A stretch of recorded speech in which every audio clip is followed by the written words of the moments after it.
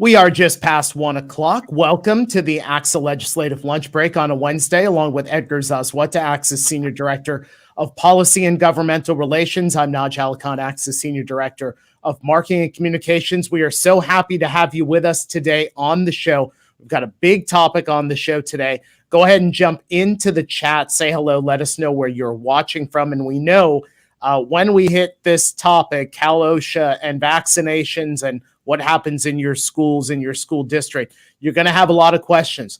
Drop them into the chat. We are here to answer as many of them as possible. Edgar, how are you?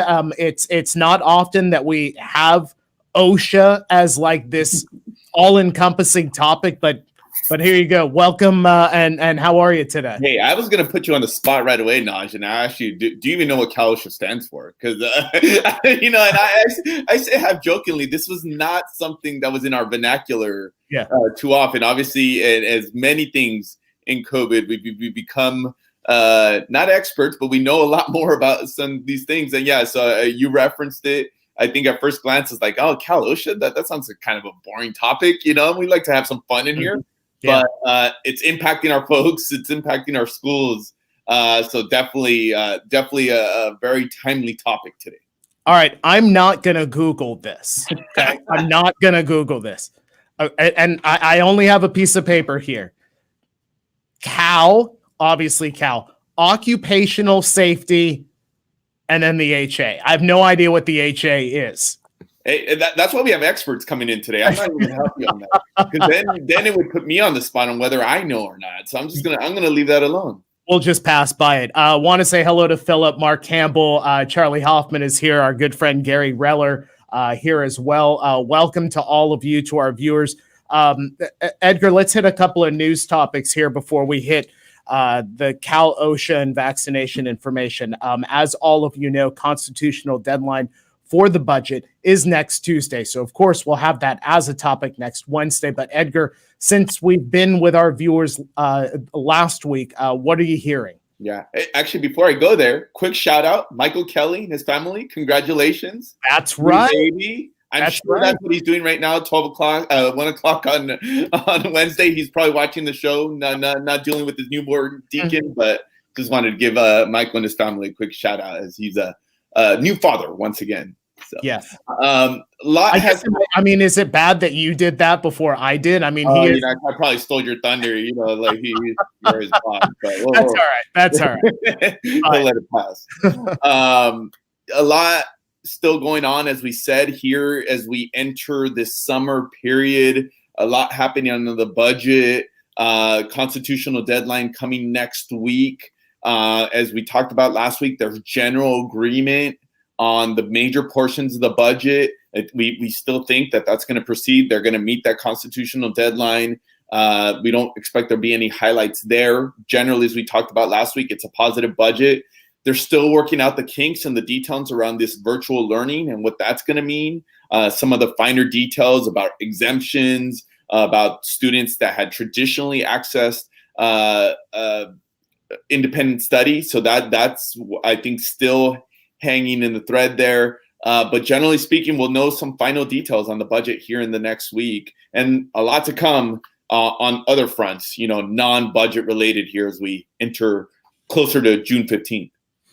Let me ask another thing about that June 15th day, because we had heard previously that the governor was talking about reopening the state economy on June 15th. And I think you and I, whether we've talked about it here or talked about it in other places, that was perhaps an arbitrary deadline or arbitrary date as far as when that would happen. Now we are hearing that while some of the guidance, some of the rules and regulations will be relaxed on June 15th, we are still looking at that state of emergency still being in place on the 15th. Just the discussions that you have had with our education leaders statewide, what's been the reaction to that?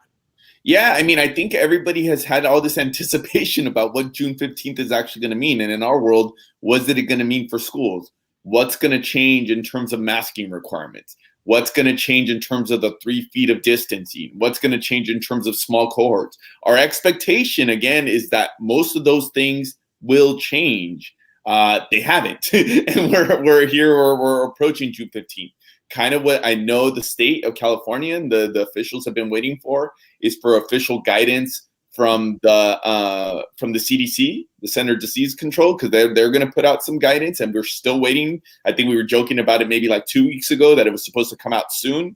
Well, soon is still 2 weeks later. We haven't seen it, so we're still waiting for that. But I think come at this time next week, we're going to have some things to talk about in terms of what did the state put out, what is changing, what are the rules that are changing as a result of us getting to June 15th. In terms of it being arbitrary, I mean, we do have to say that while it seemed at the time when the announcement was made, I was like, is that too early? Like, what's the COVID situation going to be like?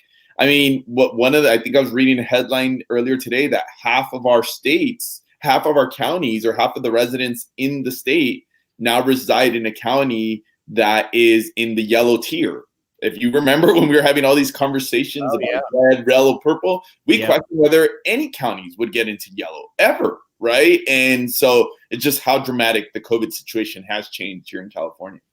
I want to say hello to Beth, John Eberly, one of our loyal viewers, Paige, Mary Lim, and Michael Gomez. So good to see you guys. By the way, Edgar, our crack news team behind the scenes has told us that the H and the A in OSHA stands for Health Administration. See? Yeah, while they're producing the show, they're dealing the information out to us. So that is certainly good. It's a powerful tool there, isn't it? Yeah, exactly. Exactly. And Gary, we'll get to your question coming up with our two guests. This is how important the Cal OSHA topic is here, that we had 25 people just waiting for our show to start. So let's go ahead and bring in our guests right now. Doug Freifeld is from Fagan, Friedman, and Full Frost. He is a legal expert on what is happening with all of the workplace regulations. Also, Laura Preston, ACSA Governmental Relations advocate, with us here on the show. So good to have both of you here. Thank you so much. Laura, I want you to try and set this up for us. Beyond the acronym, who is Cal OSHA, and explain why they have the authority to do everything that they're doing when CDPH and CDC are saying other things. Well, thanks for having me. And I know OSHA is not the most exciting thing. Edgar always reminds me that I work on all these really obtuse issues. And once again, at least I'm proving them wrong, that at least OSHA's in the press a lot right now. So it's validating the issue. So every state has their own OSHA. There's a federal OSHA, and then every state has their own, which is Cal OSHA in our case. And the purpose of Cal OSHA, for OSHA, is to ensure employee safety and health in the workplace.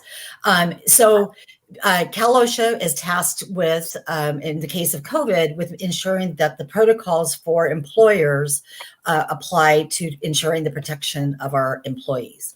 The difficulty that we experience in California, and probably every other state, is that employers vary in the state. So when they're in charge of every employer, and when they look at all these regulations and develop them, they are for the purpose to apply to everyone equally.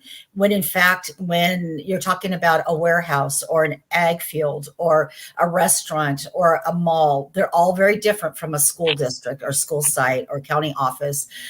So it makes that navigation of us trying to figure out, when they talk about employers in totality, how that applies to us and the unique nature of what we do in educating our kids.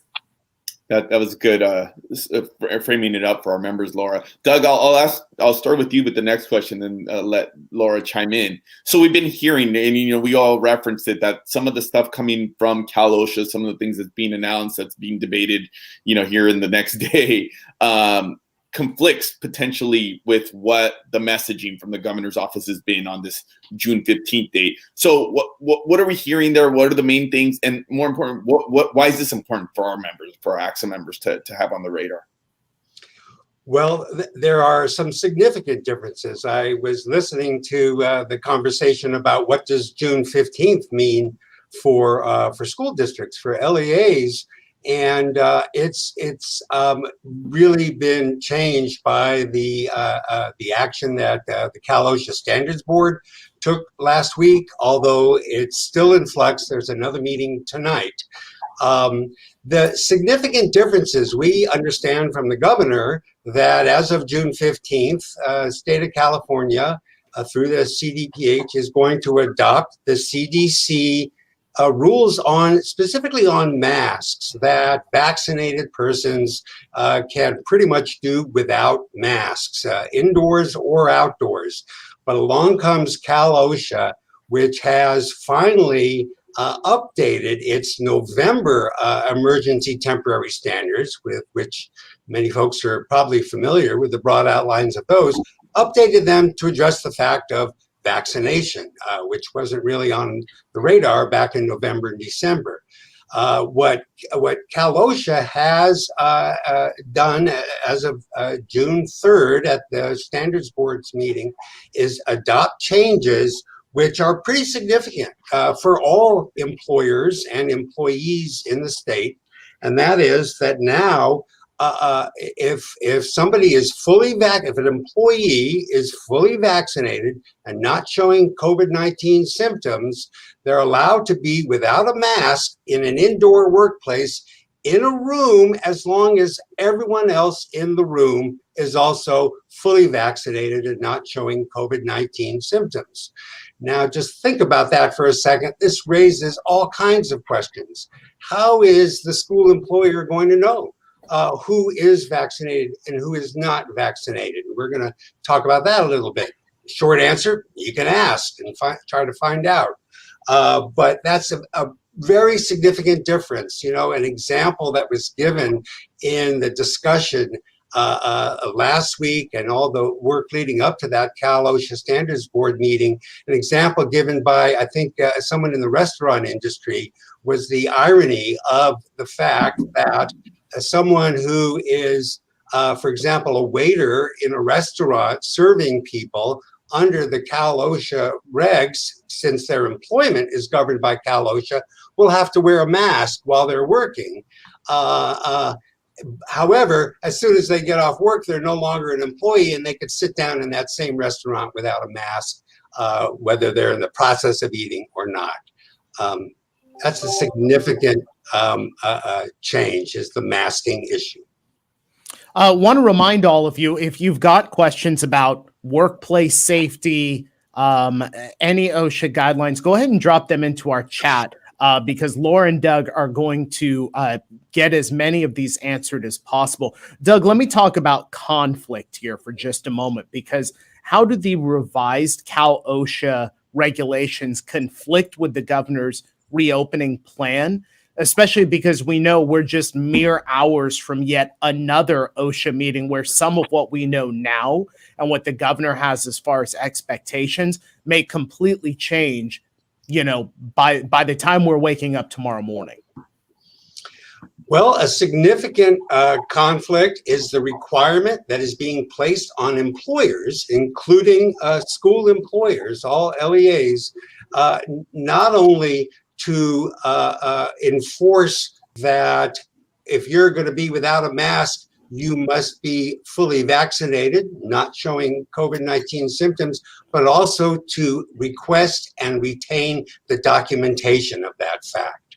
This documentation collection requirement is nowhere in the governor's plan. It does not address the everyday citizen of California, resident of the state going about their business. But if you're an employee, Cal Osha has now placed this requirement on your employer, which means on all of us on this call to request from every employee documentation of their vaccination. First off, request if they have been vaccinated, and then request and retain documentation. We're going to need that to show compliance to Cal Osha if that comes up. There are other masking issues. What do we do about physical distancing? There are specific things. I don't know if this is a good time to go into it. I think we have an opportunity to address that in more detail later. I guess another thing I would add that Cal Osha has now done is they have changed the definition of a face covering. It used to be anything. Now it has eliminated scarves or, importantly, single layer cloth masks. These sort of fun and ornamental with logos that a lot of people have may not qualify anymore. And again, masks will be required unless everyone in the room is vaccinated and not having symptoms. Laura, it sounds like you're not going to be able to wear your ACSA face covering anymore. I don't even have one. All of our members have one, and I don't even have one yet. But I wanted to add one more thing, if I may. When what Doug was implying is that the way that the regs read right now, that every employer, including LEAs, are going to have N95 masks. They call out N95 masks specifically. You're going to have them on stock. And you ask your employees if they want one. They don't have to wear one, but if they do want one, you have to be able to provide them in the right size and teach them how to wear it. So for our site administrators, we can see this being an additional burden, and then also, frankly, a big cost for districts. We're going to talk to them. We've been talking to OSHA about, can we flip that instead of requiring employers to sort of stockpile these masks that are more expensive and frankly, really important for health workers and first responders to have.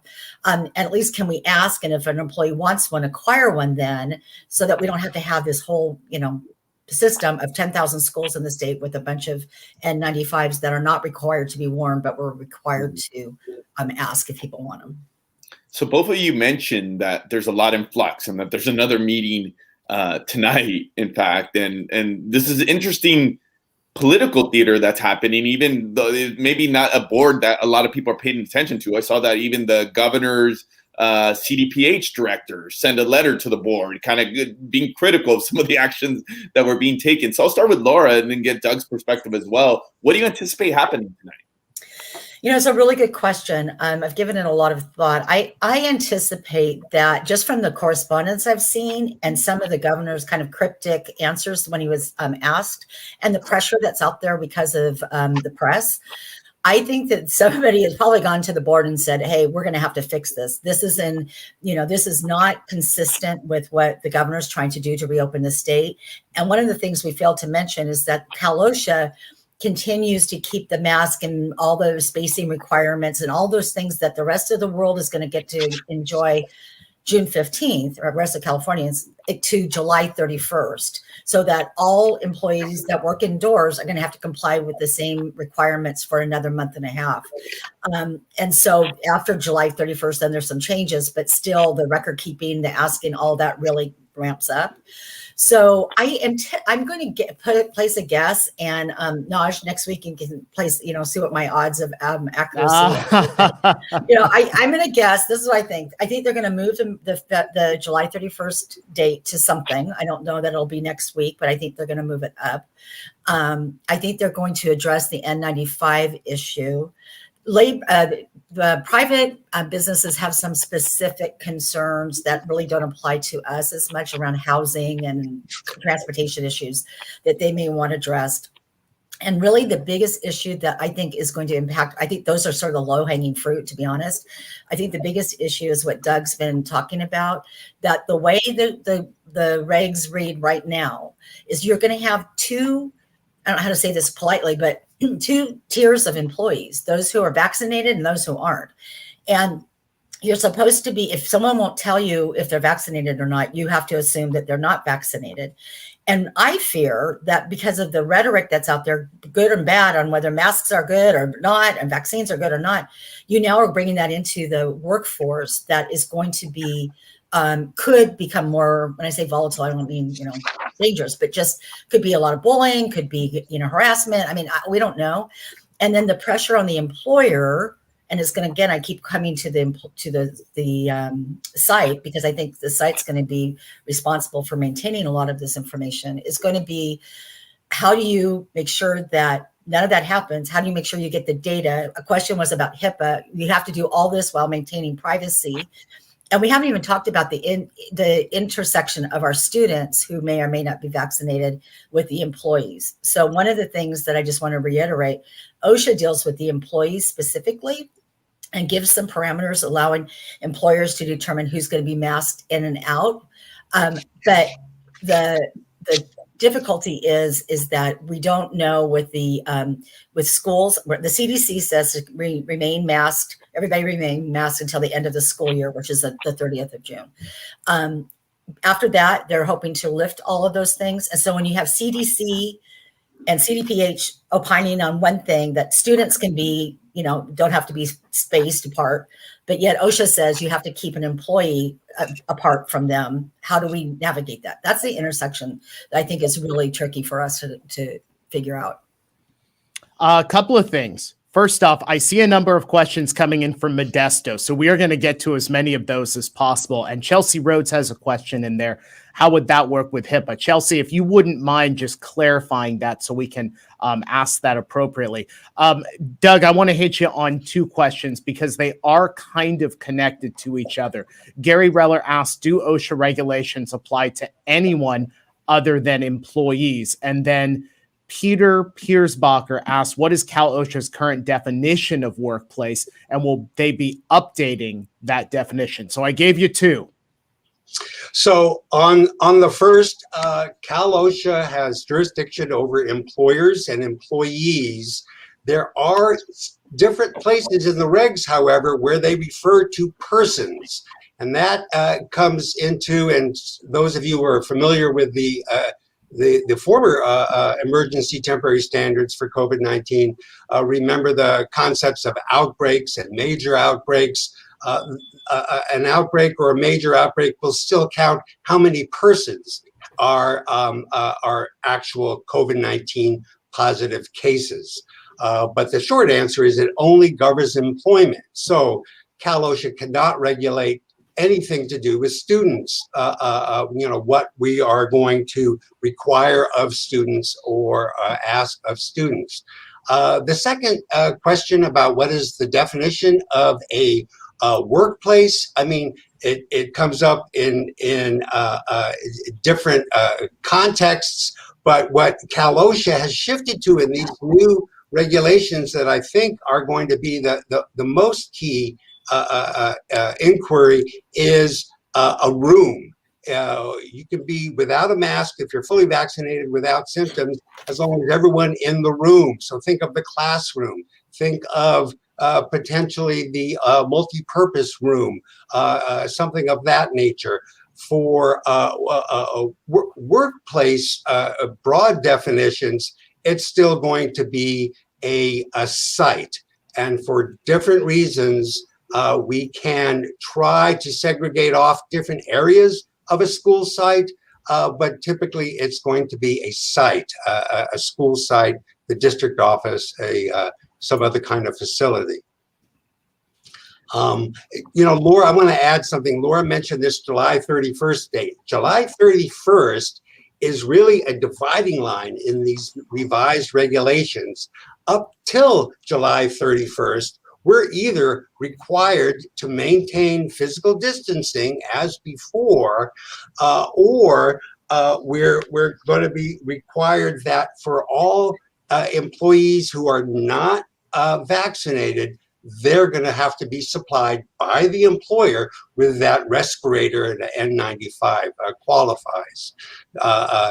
So the physical distancing is pretty much going to be unchanged until July 31st, and afterwards it's relaxed, but those who are unvaccinated, that gets to what Laura was talking about, the mandate to provide anyone unvaccinated with a respirator or N95 for their voluntary use. Doug, I'll have another one for you. And by the way, both of you, just great information. I mean, maybe not things that members necessarily want to hear because it sounds complicated, but bringing a lot of light to the subject. This one gets at the heart of our members' job. So we got a question from Richard about wondering how accountability, how are site administrators supposed to enforce this, especially when you're supposed to keep some of this information confidential, and who's allowed to know if somebody's vaccinated or not? So that's an excellent question. And I think you were talking about someone who asked about HIPAA. Technically we are not healthcare providers. So HIPAA, though, is often used. So HIPAA technically wouldn't apply, but what does apply is the confidentiality of medical information. That's governed by the American with Disabilities Act. That's governed by the State Fair Employment and Housing Act. That's governed by the California Civil Code. So that confidentiality of medical information is extremely important. Part of the answer is those administrators with a need to know are entitled to know. It cannot be shared with anyone beyond that. Practically speaking, people are going to figure it out. I just think it's human nature. People talk among each other. We're not the only ones who are going to be talking with our employees about their vaccination status. They're going to be talking with each other about it. That concern that Laura described, I think, is very real. I think, Laura, you were polite. I forgot the nice word you used, but it's also two different classes of human beings now. And, there's a concern, not only will there be looks askance at one another, but is this going to slowly seep into things like hiring decisions in the future? So it's a significant thing. A lot of it can't be legislated, but the site administrator is going to need to know about vaccination status. Others should not. It should not be shared with, clerical folks. It should not be shared with, the teachers at large, at least not from us. But we can share that information. We are, as I mentioned at the outset, required to have documentation of that vaccination status. I meant to bring it as a prop today, my vaccination card, but I'll tell everyone, and my employer as well, because I am in the office, I am fully vaccinated. But those records, whether we have a photocopy of it or an electronic copy of it, have got to be kept confidential outside of the personnel file in a separate file, separate area. Only those with a need to know should have access to that information.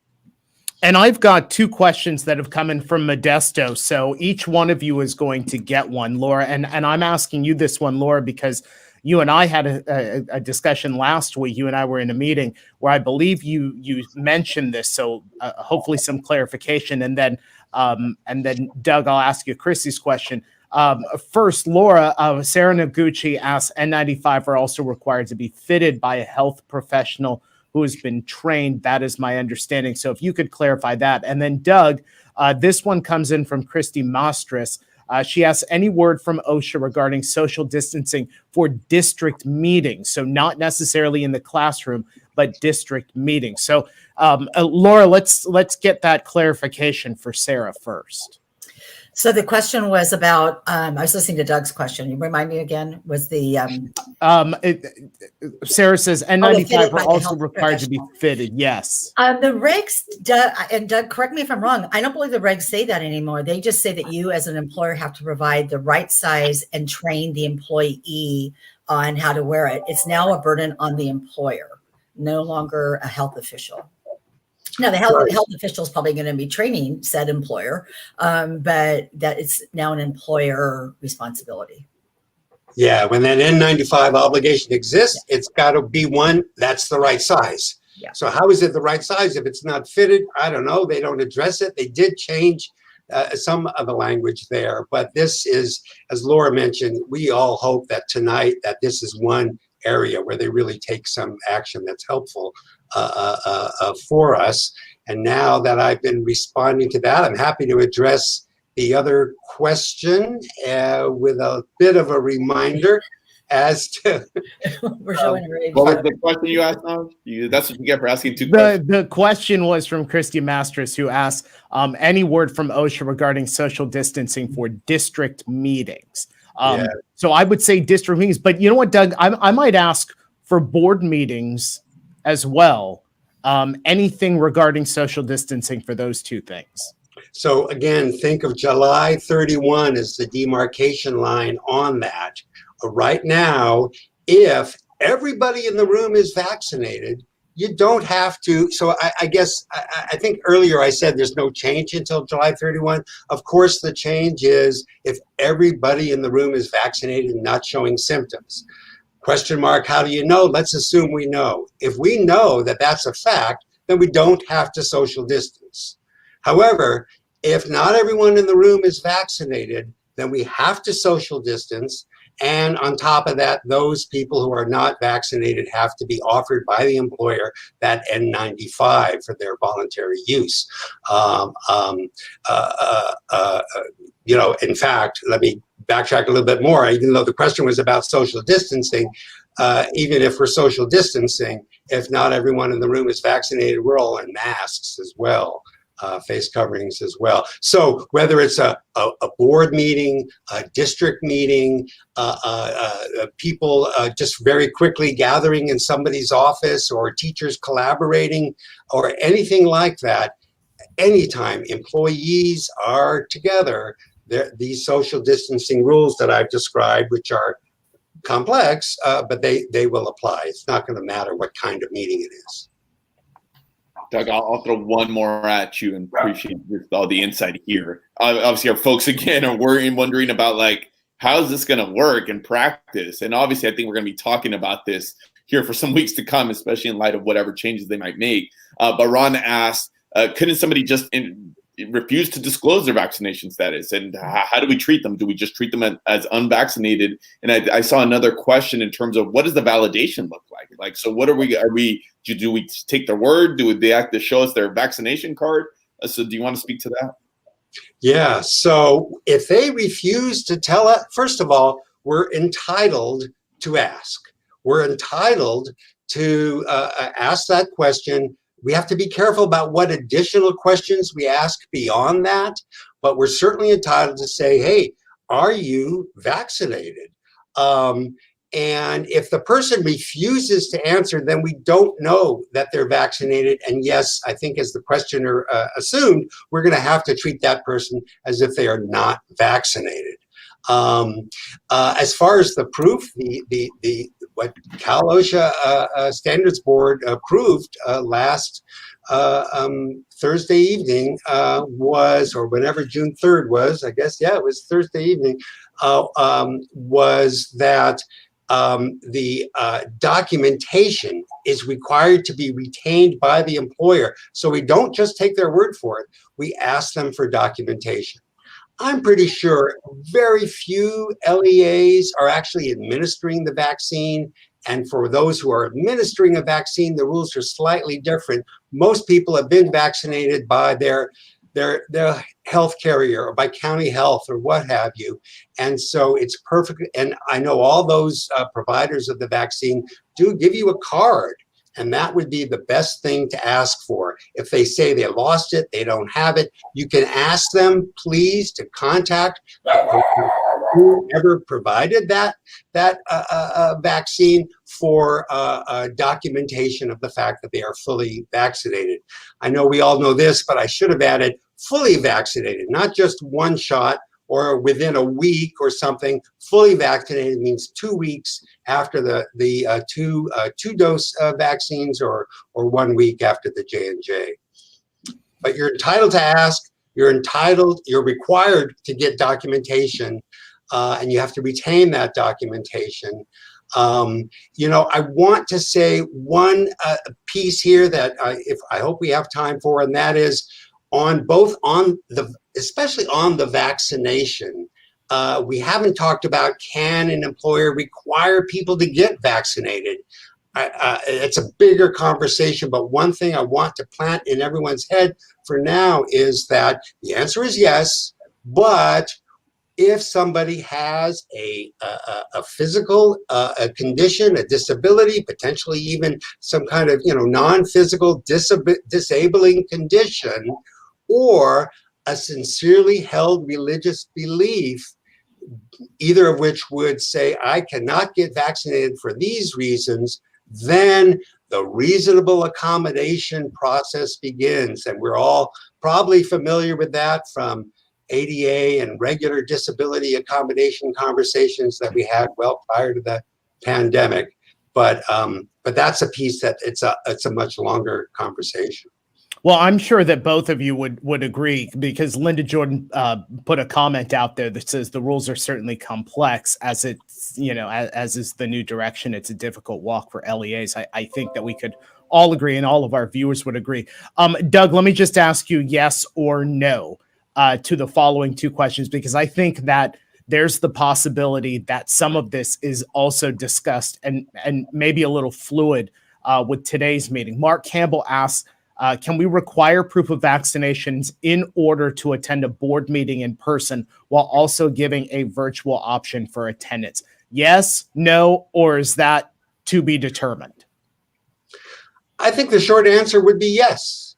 The short answer would be yes. And if they don't provide it and they're going to, they want to attend, I think the questioner said, can we say then please attend virtually?